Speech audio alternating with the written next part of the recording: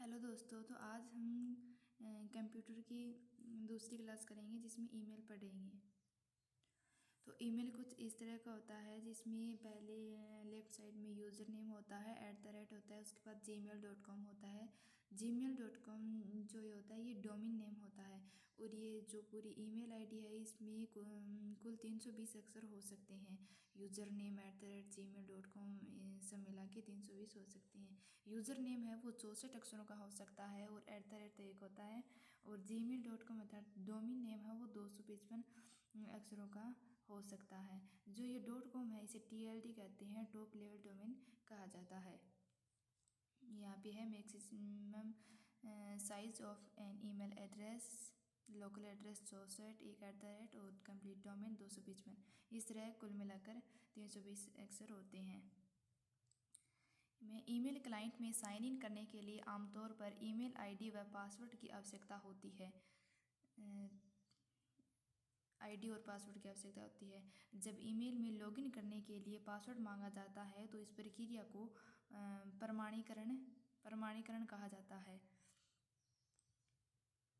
आगे है तो इस तरह से हम कर सकते हैं। पहले ईमेल आईडी हमें डालनी है, उसके बाद नेक्स्ट करना है, उसके बाद पासवर्ड डाल के नेक्स्ट करते हैं तो हमारा वो साइन इन हो जाता है। इसमें एक क्वेश्चन भी आया हुआ है दिल्ली पुलिस में कि ईमेल क्लाइंट में साइन इन करने के लिए आमतौर पर कौन सी जानकारी की आवश्यकता होती है, तो ईमेल पता और पासवर्ड की आवश्यकता होती है।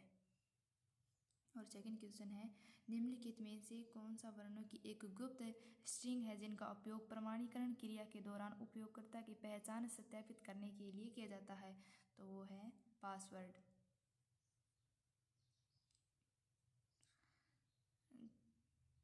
अब है पहला टॉपिक है पॉइंट कंपोज। यह लिंक ऐसे जैसे हम किसी को मेल भेजना चाहते हैं तो पहले इस पर कंपोज पर क्लिक करना होगा।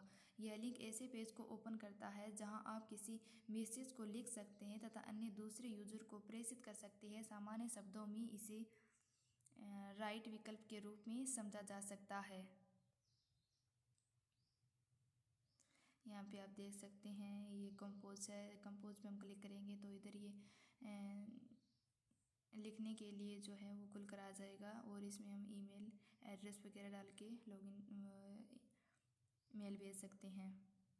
और इसमें एक क्वेश्चन भी आया हुआ है, जब हम जीमेल में ईमेल लिखना चाहते हैं तो निम्नलिखित में से किस विंडो का उपयोग किया जाता है, तो वो है कंपोज।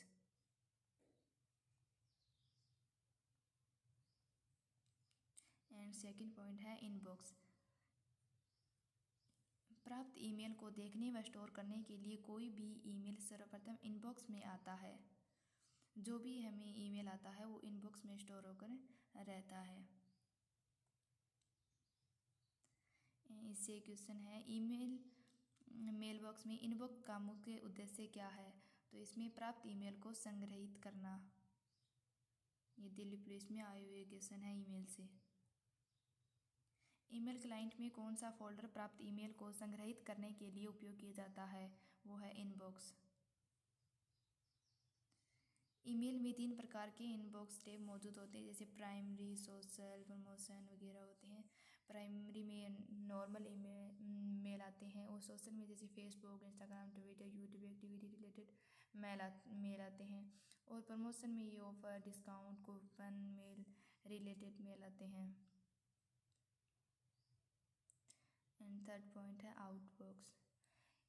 इसमें वे मैसेज रहते हैं जो यूज़र ने तो भेज दिए हैं परंतु अभी तक सेंड नहीं हुए हैं या तो भेजे जाने में असफल रहे हैं, वे मैसेज आउटबॉक्स में रहते हैं।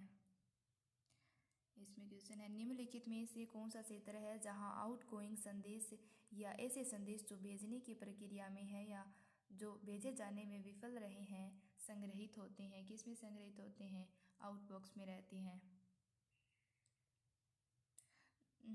फोर्थ पॉइंट है ड्राफ्ट। ड्राफ्ट में वह मैसेज रहता है जो टाइप तो कर लिया है पर अभी तक सेंड नहीं किया है।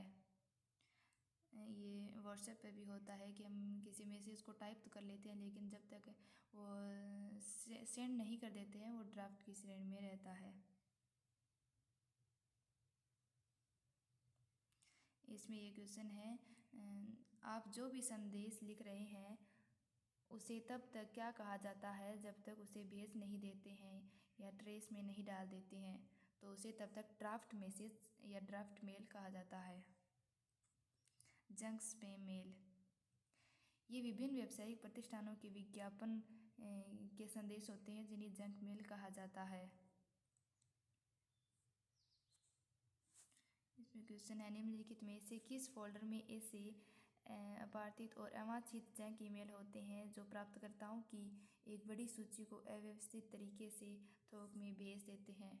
वो है स्पैम फोल्डर में ये जंक ईमेल है वो स्पैम फोल्डर में आते हैं। सेंड आइटम्स, इसमें वे मेल होते हैं जो सेंड हो चुके हैं, वे मेल होती हैं जिसको हमने किसी को भेज दिया है। और स्टार्ट, इसमें वह अपनी पसंदीदा या ज़रूरी मैसेज को चिन्हित स्टार्ट करके रख सकते हैं। जैसे कोई ज़रूरी मेल या मैसेज है जब हम उनको स्टार कर देते हैं तो वह चिन्हित हो जाता है, फिर हम उसके स्टार मैसेज पर क्लिक करके उन मैसेजों को देख सकते हैं। फिर है स्नूज्ड, जब तक आपको उस मेल की ज़रूरत न हो तब तक उसे टाल दें। जब हम जीमेल में किसी ईमेल को स्नूज कर देते हैं तो यह कुछ समय के लिए गायब हो जाता है। जब चाहें तब ईमेल आपके इनबॉक्स के शीर्ष पर आपको चुने गए समय पर आ जाएगा। कुछ ईमेल के लिए इनबॉक्स में से हटा देते हैं, जैसे स्नूज, जैसे हम अलार्म लगाते हैं तो वह अलार्म बजता है तो उसमें भी स्नूज और स्टॉप का ये में ऑप्शन होता है। जब हम उसे स्नूज कर देते हैं तो वह 5 मिनट बाद फिर से बजेगा। और इसी तरह से मेल में भी होता है, मेल में हम टाइमिंग भी कर सकते हैं कि यह मेल मुझे इस टाइम पर दोबारा आए, इस तरह से स्नूज कर सकते हैं। ऑल मेल, ऑल मेल एक फोल्डर या श्रेणी होती है जो आमतौर पर जीमेल में पाई जाती है। यह फोल्डर आपके ईमेल अकाउंट में मौजूद सभी ईमेल को दिखाता है, चाहे वह इनबॉक्स में हो, किसी लेबल के तहत संगठित हो, भेजा गया हो या यहाँ तक कि आर्काइव किया गया हो, ये सभी ईमेल को दिखाता है all mail. Trace folder, delete किए गए किसी भी ईमेल को स्टोर करने के लिए ट्रेस का प्रयोग किया जाता है। जो भी मेल हम डिलीट कर देते हैं वह ट्रेस फोल्डर में चला जाता है, वह 30 दिन तक रहता है, उसके बाद अपने आप डिलीट हो जाता है। यदि हम चाहें तो इसे ट्रेस फोल्डर में से वापस रिस्टोर भी कर सकते हैं।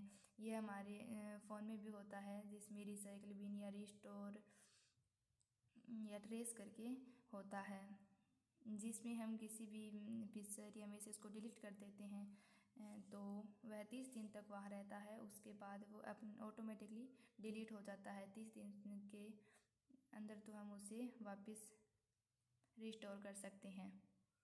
आर्काइव्ड चैट, इसमें वह मेल होते हैं जिन्हें हम अमूमन छिपा कर रखना चाहते हैं या कुछ समय के लिए नॉर्मल मैसेज से छिपा कर रखते हैं, तो वे आर्काइव्ड चैट होती हैं। शेड्यूल्ड मेल का उपयोग ईमेल को एक निश्चित समय और तारीख पर स्वचालित रूप से भेजने के लिए किया जाता है।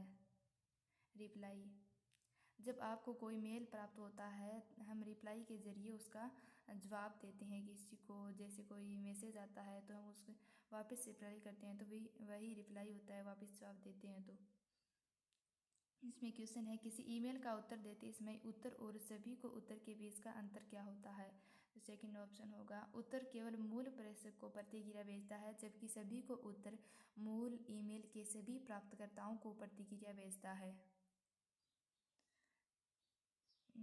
एक और क्वेश्चन है, जब आप किसी ईमेल को उत्तर रिप्लाई देते हैं तो इसका क्या मतलब है? ये दिल्ली पुलिस में आया हुआ क्वेश्चन है। आप, इसमें उत्तर होगा, आप उसी प्राप्तकर्ता को एक नया ईमेल या जवाब भेज रहे हैं तो वही रिप्लाई होता है। रिप्लाई ऑल, ईमेल में रिप्लाई ऑल का उपयोग तब किया जाता है जब आप एक समूह ईमेल का जवाब देना चाहते हैं और सभी प्राप्तकर्ताओं को शामिल करना चाहते हैं उन्हें मूल ईमेल में भेजा गया था। यह सुनिश्चित करता है कि सभी संबंधित लोग आपके उत्तर को देख सकें। जैसे हम समूह कोई ग्रुप में जुड़े हुए हैं, उसमें सभी को जवाब देना है तो वो रिप्लाई ऑल होता है। फॉरवर्ड, एक जगह से आए हुए मेल को किसी दूसरी जगह भेजने के लिए फॉरवर्ड करते हैं। समय मेल को एडिट भी किया जा सकता है, वह इसमें आई अटैचमेंट को जोड़ा या हटाया भी जा सकता है, यही फॉरवर्ड होता है। तो ये हमारे फ़ोन से काफ़ी हद तक मिला जुला होता है।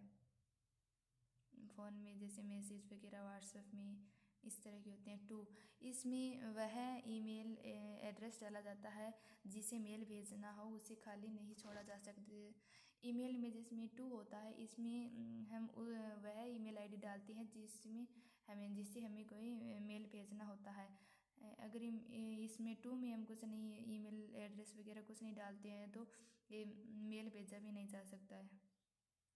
क्वेश्चन है, एक नया ईमेल कंपोज करने की प्रक्रिया में प्राथमिक प्राप्तकर्ताओं का ईमेल एड्रेस इंटर करने का सामान्य स्थान कौन सा है? वो 2 होता है। 2 में हम आईडी डालते हैं जिसे भेजना होता है। तो ये ईमेल का कुछ हम कल पढ़ेंगे। जय हिंद दोस्तों।